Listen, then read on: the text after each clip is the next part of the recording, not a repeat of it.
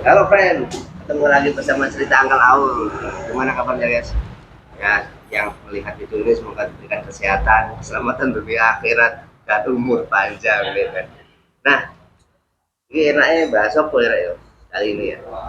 Sebelumnya kan kita harus bahas tentang pot gitu, terus bahas tentang cartridge, terus bahas tentang liquid. Nah, enaknya kali ini sesinya apa ya? Enaknya kita ngobrol-ngobrol aja ya. Ya, sesuai dengan nama temanya cerita akal awal ya kan. Nah, ini nanti aku mau undang salah satu teman.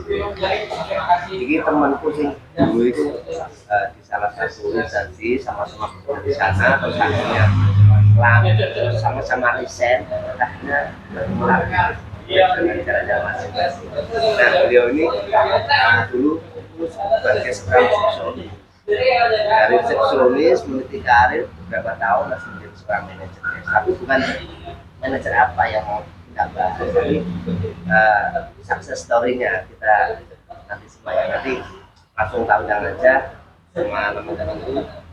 Sista Sandi, yuk Sista Sandi. Halo. Halo bro. Ya apa kabar ya? Baik baik. Piye kabare? Alhamdulillah. Piye pulang kampung? Iya ya, aku pulang kampung gitu. Iya di Kediri ya. Sama-sama. Nah, kira dari Sista Sandi ya apa? Betul sampean ya? Kira-kira Alex sekiranya jangan nomor HP nih chatting kolom komentar. Petak kayak nomor HP ku. Jadi kita berdua ini guys ya, itu sama-sama sama-sama merantau, ketemu ya kan, akhirnya memutuskan untuk resign karena apa ya, punya passionnya masing-masing kan, beliau di bagian apa, saya di bagian apa, akhirnya bisa. Nah kebetulan ini Sista Sandiki lagi dolan di kota aku. Nah akhirnya ya wes lah, kita ngopi-ngopi sharing lah, kita sambil simak ya success story-nya beliau ya. Siap. Terus aku lagi belum paham tuh ya apa caranya dari semen resepsionis terus pindah nang di zaman. Iya. Ya sebenarnya itu gini. Aku oleh ngomong bahasa campur-campur ya. Bebas pokoknya gini bebas. Soalnya wes angel nek basa Jawa nantinya. Nanti bosnya angel dari. Pokoknya nggak kayak bahasa Inggris. Ya, Oke. Jadi awalnya kan aku memang kerja di rumah sakit Ciko ya kita ya. Boleh aku sebut perusahaannya kan? Bocok. Ya nggak apa-apa. Yes, nggak apa-apa. Ya, jadi awalnya tuh memang di reception, kemudian aku bisa naik ke customer service, ya kan, sebagai apa ya, hampir kayak admission gitulah kalau bahasa kerennya rumah sakit itu ya. Itu kemudian memang di sepanjang jalan itu aku udah mikir kayaknya di usiaku hari itu aku pikir aku akan segera tereliminasi gitu. Angel gini ngono halus ya. Karena membuka rahasia perusahaan itu. Jadi kalau melihat orang-orang baru yang datang di resepsionis itu kan umurnya ya 24, 25 gitu. Aku sudah mikir sebentar lagi aku eliminasi lah gitu. Nah di situ aku udah mikir aku harus cari satu tempat atau bisnis lah paling enggak. Aku sudah mikir aku harus pensiun dini. Karena kalau enggak daripada aku sakit dieliminasi, aku mengeliminasi mengundurkan diri dulu. Itu lebih terhormat ya. Betul. Nah akhirnya di perjalanan itu aku tuh udah belajar banyak hal.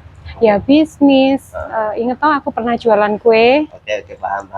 Kue yang legendaris itu, yang lagi fenomenal waktu hype. Aku pernah beli guys. Enak ya. Cukupan lah. Oke, terus habis itu aku juga berusaha untuk belajar ilmu investasi dan macam-macam. Jadi mulai Bitcoin, mulai apa dulu Azaria ya namanya ya. Oke, terus apa aja pokoknya. Apa Bitcoin tadi ya. Nah, iya cerita ya. Jadi aku tuh kenal Bitcoin dan dari beliau ya. Jadi ini salah satu mentorku dulu. Jadi waktu itu di 2000 berapa? Awak di dolan Bitcoin? Itu sekitar 2000, itu sudah 2015-an lah. Dan harganya itu tidak salah masih berapa? Iya masih ratusan ribu. Enggak, masih under 20 kalau nggak salah itu. Iya, enggak lah, sudah 125-an lah. 125 ribuan lah waktu itu. Oh ya, sing ETH ya, ya yang ETH memang kecil. Betul, Dan betul. sekarang harga Bitcoin itu tahu sendiri kan ya, ceklah di Binance atau Indodax. Oke, terus. Nah, ya itu sih. Terus semakin mepet nih waktunya, aku akhirnya memberanikan diri untuk resign, kemudian cari satu perusahaan yang bergerak di investasi supaya aku bisa belajar di sana. Ya disitulah terus akhirnya aku nemu satu perusahaan lumayan bagus ya untuk di Indonesia. Itu bidang apa itu? Investasi. Investasi, Oh, benar investasi. Tapi ini bukan Bitcoin. Oh, Bukan tapi tetap Bitcoin. main Bitcoin ya? Tetap sampai hari ini tetap, tapi masih tidur karena Bitcoinnya lagi turun. Iya, lagi turun. Jadi gitu. Lagi lemes bener. Jadi gitu. Akhirnya di situ aku kenal banyak lah aspek-aspek dari investasi itu sendiri, mulai dari saham, Bitcoin, forex dan lain sebagainya, sampai dengan hari ini masih nekuni bisnis itu. Oh, saham juga ya? Saham juga. Bu, zaman otodidak apa memang melu pelatihan dong? Awalnya aku ikut pelatihan, ikut kayak webinar, seminar, workshop gitu. Terus ikut aja, pokoknya ada berbayar dan nggak berbayar aku ikut. Sama aku tetap belajar otodidak, jadi tetap nonton YouTube, terus baca-baca dan lain sebagainya gitu sih. Jadi menarik sih, kayak aku dewe sama sekarang itu memang masih dolanan Bitcoin, tapi aku belum menemukan ya apa caranya kok saham itu aku belum paham. Nah, itu makanya mau pengen beli lagi. Terus habis itu jawab ceritanya. Ya itulah. Meniti karirnya itu Saman kok merasakan passionnya di sini, gue apa memang Saman apa ya? Memang Saman harus paham di sini atau memang coba-coba? Sebenarnya itu mungkin awalnya dari imajinasi kali ya, karena aku tuh sering banget denger atau kalau dulu buka YouTube itu orang-orang motivator orang itu yang memang kayak mereka itu bisa besar atau bisa sukses itu di bidang bursa, di bidang finansial gitu. Ya, kebanyakan sih. Kebanyakan gitu. Jadi dan yang aku mungkin lebih suka lagi itu mungkin karena mereka itu tidak terkungkung oleh waktu gitu, tidak terkotak oleh waktu tertentu. Lebih jadi mungkin, ya? Betul, jadi lebih bebas lah secara waktu, sehingga bisa mewujudkan kebebasan finansial. Itu sih sebenarnya. Jadi masalah financial freedom ini memang menjadi sebuah tagline ya kan, tagline bisnis itu mesti financial freedom. Bahkan aku tuh pernah baca itu Pak Suprato itu kan. Ya, bahkan beliau tuh punya buku yang namanya Road to Freedom ya, dan itu selalu yang tak pelajari sih, dan itu keren sebenarnya juga. Kan sama-sama kan tetap tujuannya kan financial freedom kan. Betul. Siapa sih yang nggak mau financial freedom? Pasti sebenarnya kalau kita mau mikir, kalau kita mau ditawari daripada mungkin ya bukan berarti bekerja konvensional ikut perusahaan itu tidak boleh, enggak juga ya kan, karena menjadi seorang financial freedom menuju ke sana itu juga enggak hanya istilahnya itu bondo nekat. Oh iyalah, kan harus siap. Punya fondasi kan. Betul, harus punya itu, harus investasi leher ke atas juga itu yang penting, sehingga misalnya kita punya modal atau kecil aja yang bisa diinvestasikan itu bisa jadi optimal. Masih untuk leher ke atas itu maksudnya pas seminar, baca buku. Betul, iya, semua hal yang tentang trading. Jadi investasi leher ke atas itu memang sangat penting. Jadi aku juga pernah ketemu Mbak Sadi ya, itu belajar tentang Pak Tung Dusun, tahu kan? Oh tahu banget. Kita pernah ikut seminarnya bareng. Ya jolali yo. Waktu itu nih apa? TP bukan tunjungan kelas. Financial Revolution ya. Itu juga Pak Tung itu sering ngomong kan. Ikuti selain investasi, gak hanya investasi di keuangan ya, tapi investasi leher ke atas, dan itu memang benar sih menurutku. Dan efeknya ya ini kayak Sista Sandi ini yang sampai sekarang. Sebenarnya mungkin ukurannya itu bukan sukses yang seperti apa, tapi setidaknya kita itu kayak siap gitu menghadapi situasi apapun kalau kita udah punya bekal itu aja sih sebenarnya. Financial freedom itu kan kalau misal nih nauzubillah ya, kita nggak diterima di perusahaan apapun, itu kita tetap bisa survive hidup gitu. Sebenarnya di situ. Jadi kira-kira ijazah penting?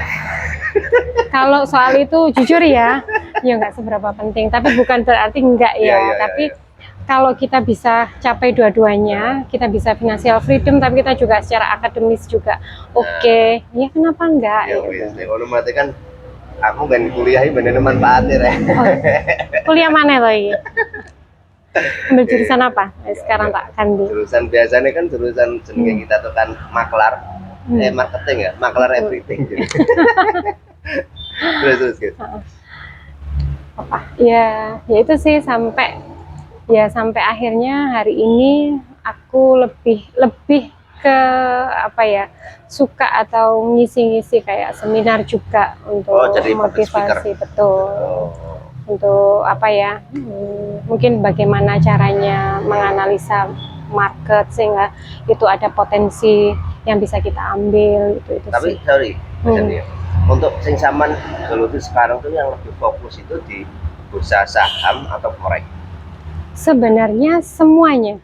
Oh, kabeh. Iya, sebenarnya soalnya kadang kalau kita mikir finansial itu kita memang harus tahu semuanya. Oh. Kita boleh sih jadi spesialisasi satu gitu, tapi kan tapi kalau kita bisa semuanya itu menurutku lebih oke, karena kadang itu kalau memang ada momen yang nggak oke, misalnya di Bitcoin kayak hari ini, ya kita bisa cari di saham. Kalau nanti sahamnya setelah window dressing setelah Desember tuh kan biasanya saham ini turun, kita bisa mainnya di forex gitu-gitu. Oh, berarti nggak nunggu gitu betul. Oh. Jadi kita selalu ada potensi, nggak harus kalau itu kayak gini.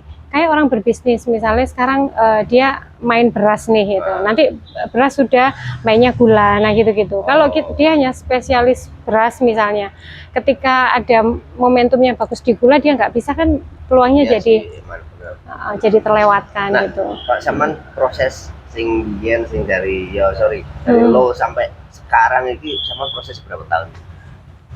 Sebenarnya kalau aku ngomong mulai kenal pertama kali Bitcoin itu di 2011, sebelum kita berkenalan di perusahaan lama itu. Masih ngopi-ngopi nih di pinggir jalan ya sampai sekarang sih sebenarnya. Ya, jadi mulai itu sih sebenarnya. Sebenarnya waktu itu sudah mikir enak banget ya cari duit di situ. Jujur. Iya sih, bukan. Memang dulu pas aku sama info itu, oh ternyata ini tuh cara mainnya. Betul. Ya sampai hari ini berarti aku bisa bilang itu 10 tahun, tapi di antara 2011 sampai 2015 yang kita ketemu itu memang ya hanya sekedar ikut orang lah. Aku nggak belajar nggak apa, pokoknya orang mau waktunya beli ya aku ikut gitu. Oh berarti sama gawe sinyal gitu? Nggak sinyal sih, kita kan gitu tuh kan biasanya ada komunitas. Oh komunitas. Nah ya gitu biasanya kan rame nih di grup, waktunya beli, waktunya tahan dulu, nah gitu-gitu. Berbayar nggak sih? Enggak ada yang berbayar, enggak ada. Enggak, soalnya kan enak tau sing kopi teh jual sinyal. Oh iya, sekarang itu lagi rame. Dulu itu enggak ada. Dulu itu orang ngasih analisa sesuatu tuh free, enggak ada apa ya, enggak ada berbayar, kecuali kalau seminar ya. Kalau seminar rata-rata berbayar, workshop itu berbayar. Tapi kalau orang mau ngasih suggest gitu enggak ada yang berbayar. Memang hari ini rame banget ya soal suggest copy trade atau robot gitu, memang lagi rame, makanya saya robot apa ya ya yang lagi rame lah. Ya kita kan semakin kesini harus cerdas ya. Jadi sebenarnya gini aja sih, kita perlakukan investasi itu kayak bisnis. Jadi kalau kita ngomong bisnis berarti kita juga harus ikut terjun di dalamnya, nggak hanya sekedar aku punya uang nih coba kerjakan sesuatu ke orang lain, kan itu juga kita harus paham apa yang dikerjakan di bisnis tersebut, nanti kan itu cara mainnya lah ibaratnya, minimal itu kan harus tahu benar. Berarti nggak pasrah bongkoan, sama istilah Jawa nggak pasrah bongkoan, ngerti orang? Gitu. Itu sih ya. Berarti paling nggak ya kurang lebih 10 tahunan ya. 10 tahun. Jadi aku mungkin bisa menyimpulkan tidak ada kesuksesan yang instan guys. Bong mie instan aja tetap digodok gitu, kadang jadi di lombok gitu. Ya semuanya itu lah. Tapi namanya apa ya, jiwa ini ngerti dhewe lah ya sama pemenang kebutuhan apa tentang kehidupan ini kadang cepet kan. Betul. Orang itu selalu ini ya, ekskalasinya itu cepet kan gitu. Kan pengen kan ngono kan kesuwen ki ya ngono kuwi lah. Tapi segala sesuatu itu kan pasti ada prosesnya. Itu sih kalau aku. Aku lihat sama-sama saya gitu. Berarti apa stay apa pindah-pindah? Saya tinggal di sini. Aku di Jawa Tengah. Oh, Jawa Tengah. Nah, kalau pengen Jawa Tengah bisa kontak. Oh ya, silakan mampir nanti. Kabar-kabar. Di Jawa Tengah, tapi ya setiap ya sebulan sekali, kadang 2 minggu sekali pulang lah tetap ke kota kelahiran tercinta Jawa Timur. Ya, itu ya. Jadi memang aku sebut banget tidak ketemu Mbak Sandi. Aku panggilin Mbak ya, karena memang ini di atasku jauh. Apa ini umurnya toh? Enggak. Ilmunya ya kan, ilmunya di atasku jauh ya. Jadi termasuk mentorku juga gini kan. Dari awal aku sempat ketemu Bitcoin sampai termasuk mainan forex itu ya Mbak Sandi jadi ngasih tahu. Tapi saya lebih kalau forex itu sama lebih apa? Ninggane forexnya, ninggane emas atau ning oil. Jadi saya sing apik lho. Kalau sekarang sebenarnya semua momen itu menurutku hari ini bagus ya, karena memang fundamentalnya juga oke. Karena di forex itu kan bisa buy bisa sell. Betul, dua arah kan. Dua arah. Jadi, tapi aku hari ini lebih ke gold sama oil sama indeks sih. Oh, kalau nggak salah gold kan pernah 2000 tuh ya. Pernah kemarin yang waktu pandemi.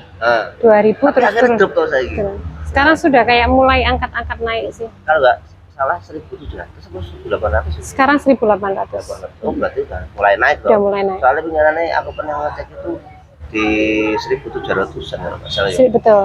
Beberapa ya karena kalau kita ngomong fundamental itu kan karena the Fed, bank sentralnya Amerika itu kan menaikkan suku bunga terus nih berkala karena inflasinya lagi tinggi.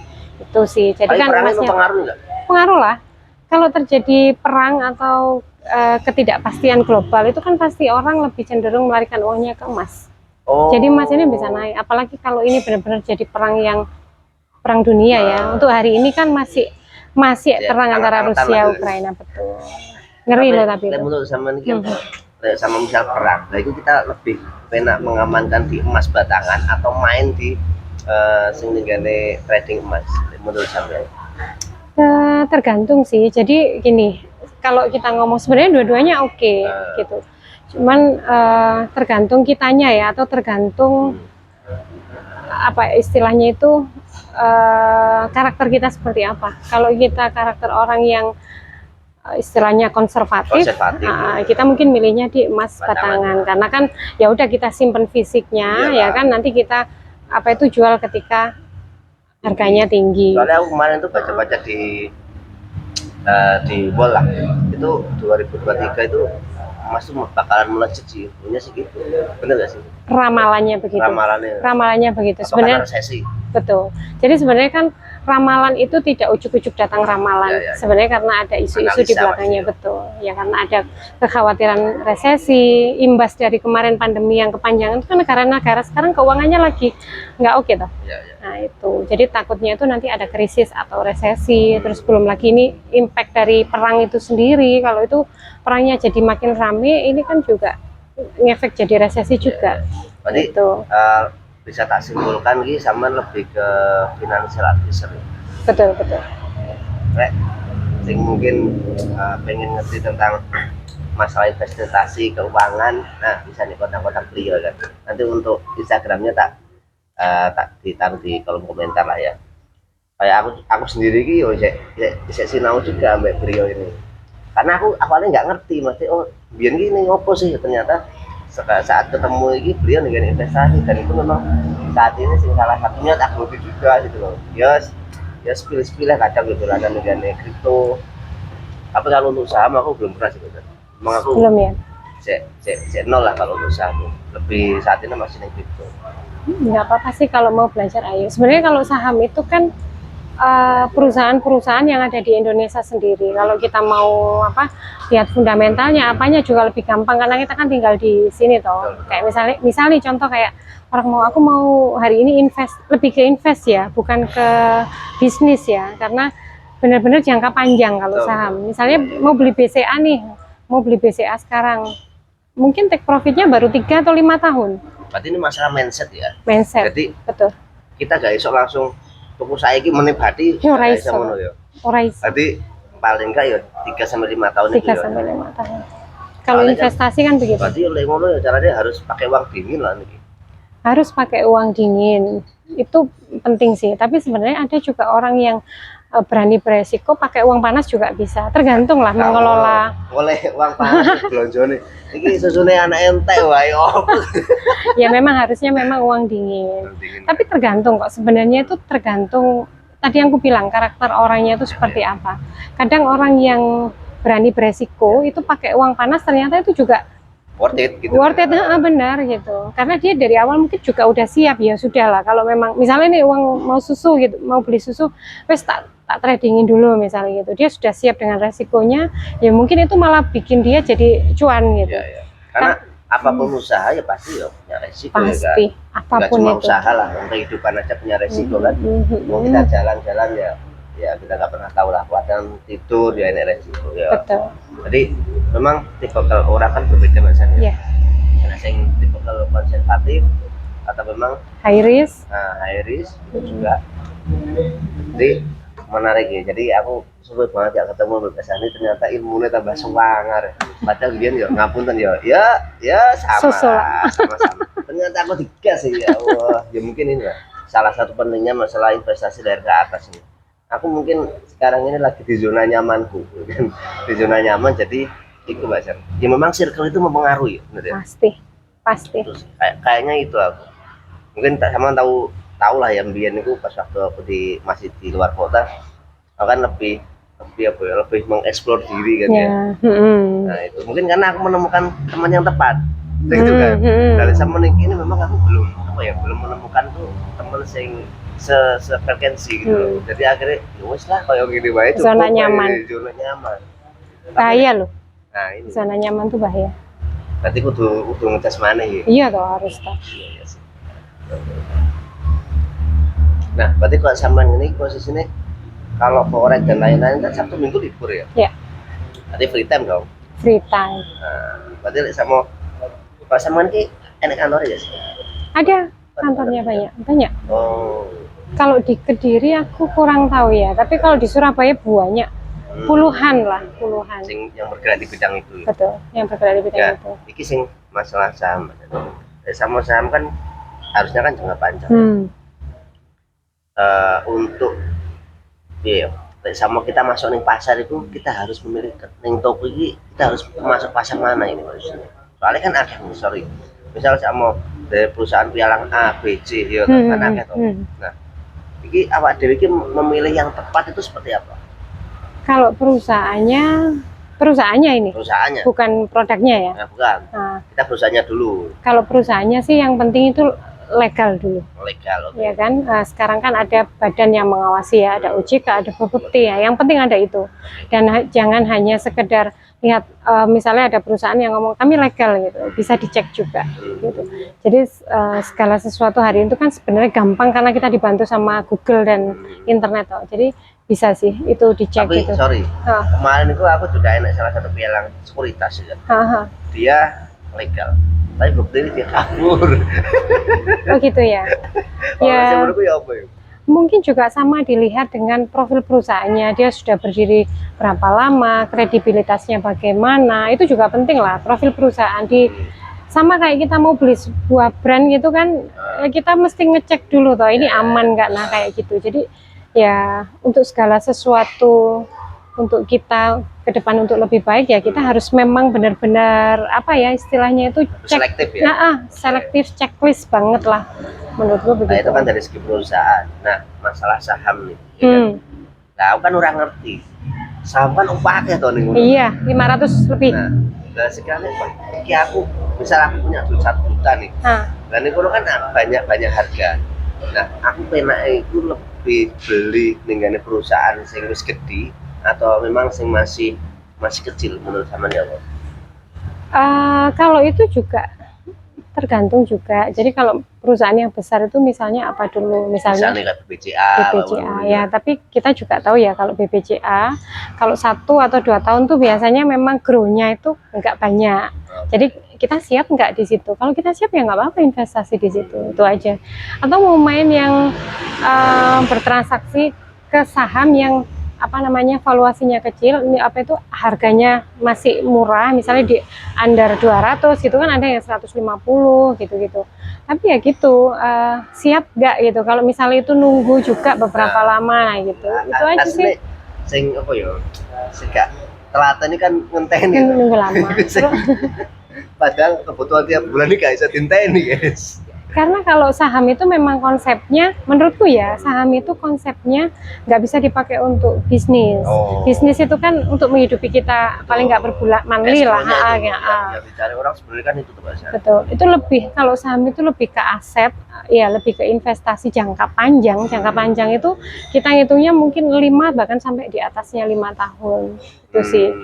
Kalau apa namanya? Jangka pendek itu nggak worth it. Kalau jangka pendek mau tidak mau modalnya harus gede.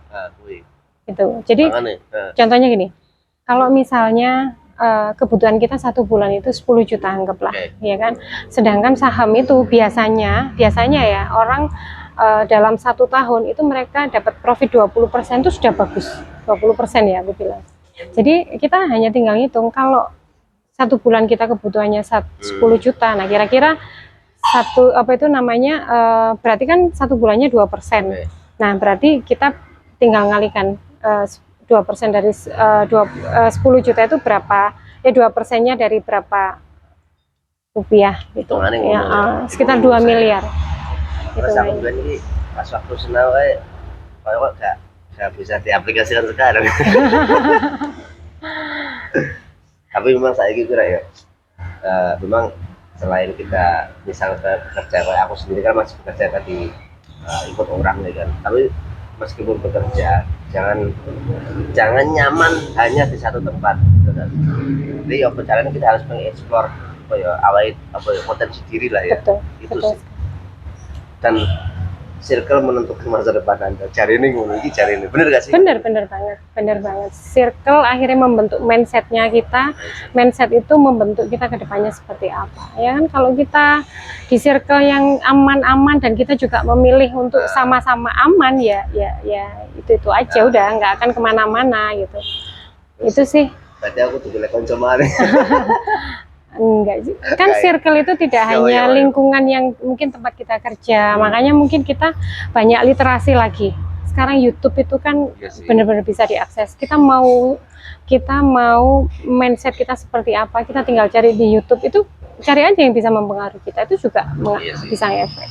Ya kan, didengerin mungkin setiap hari, akhirnya membuka mindset kita. Betul.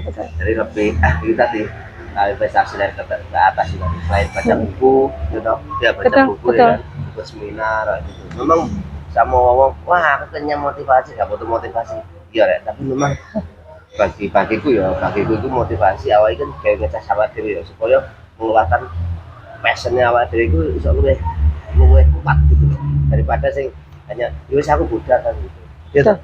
Betul banget. Dan sama oleh ngomong bisnis kan serasa mikir loh. Iya. Bener gak sih? Bener. Soalnya kan nenek konsepnya ini Mas Yanil. Ini salah satu guruku juga bilang ini kan. Lek arep bisnis serasa mikir, ngolah lek gagal, dirasa dipikir. Lah wong arep mulai bisnis saya orang mikir. Bener banget. Karena kalau mau bisnis itu memang nggak perlu dipikir tapi dijalankan. Benar. Kalau dipikir tok, enggak akhirnya kita ngitung kayaknya nggak worth it gitu. Nemu lagi konsep bisnis, nggak worth it itu terus nanti yang ketemu. Dijalankan sudah. Nah ini sama ketika ngomong itu, aku kedengar sampai kata-kata di Warren Buffett nggak salah ya. Bukan ding. Apa? Kalau saya ngomong Indonesia itu kataan cekak. Oke ngomong. Bob. Bob. Nah itu kan pernah ini. Bisnis yang baik itu bukan bisnis yang ditanyakan, tapi bisnis yang dijalankan. Betul banget. Betul toh ya. Kalau mau dapat profit ya bisnisnya dijalankan, jangan cuma dipikirkan. Ya memang lek kau mendang-mending ini ya. Oke. Seluruh ya. Jadi karena memang saking lamane aku Mbak Sandi iki ra ketemu ya kene ketemu cerita iki. Jadi ya kelah cerita. Nah kira-kira enak yang disampaikan nggak Mbak Sandi gawe konco-konco cerita angkel awal iki Mbak Sandi? Menurutku tentang sih, investasi lah, di bidang yang sama-sama kan expert di bidang investasi kan. Nah, kira-kira pesannya gawe konco-konco uncle friend ya woy. mungkin aku lebih ke untuk teman-temannya bro uncle ya, bro uncle nggak enak banget sih, Uncle Au lu. uncle Au.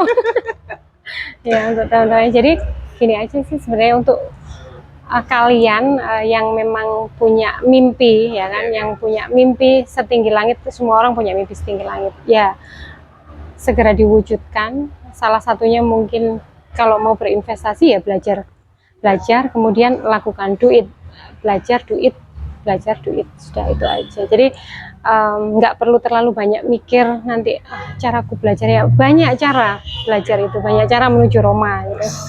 Betul.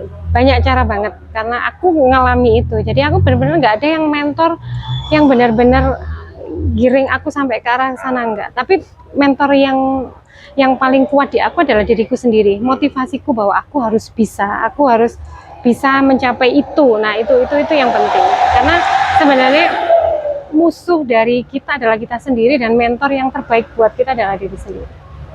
Jadi mindsetnya dibenerin. Nah, garis bawahi, berarti musuh terbesar adalah diri kita sendiri. Betul. Gitu, guys. Nah, mungkin itu aja Mbak Sandi ya. Oke. Karena memang aku aslinya pengen banget ngobrol banyak, tapi infonya sih beliau mau ketemu sama klien gitu loh di masalah lagi. Makanya mau aslinya tak culik di luar. Mbak Sen, malah aku juga cerita tentang success story gitu. Nah, ini mau akhirnya beliau menyempatkan untuk hadir toh, menyempatkan ya ngopi-ngopi lah. Nah, habis ini beliau mau ketemu sama kliennya katanya. Dan Oke. terima kasih waktunya, terima kasih kesempatannya, Terima kasih ilmunya. Terima Semoga kasih. ketemu di lain kesempatan. Siap. Sehat Mbak San ya. Oke.